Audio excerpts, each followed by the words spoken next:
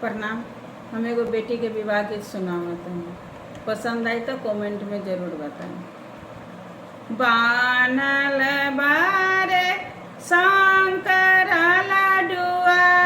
अवटल बारे दूध पिया ना सुंदर हो बेटी जईबू बड़ी दूर पिया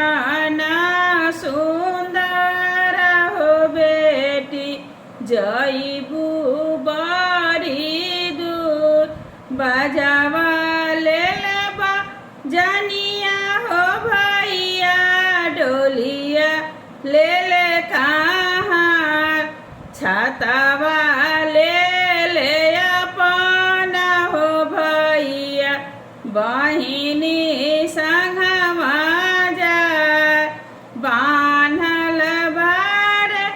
शंकर लाडुआ अवटल बारे दूध पिया ना सुंदर हो बेटी जईबू बड़ी दूध नाही खैब शंकर लाडुआ नाही पियबो दूध नाही छोड़बो अम्मा के कोरावा नाही जईबो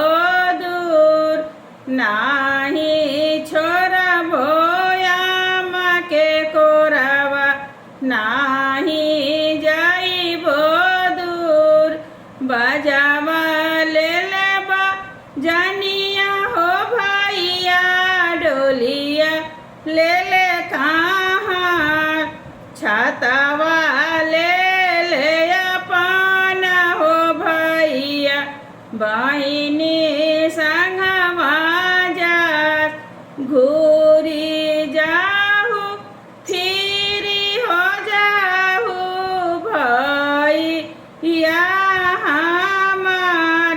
घरवाया मारो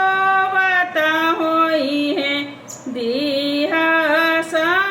समूझाय घरवा चाची रोवत होई है दिहा समूझाय ना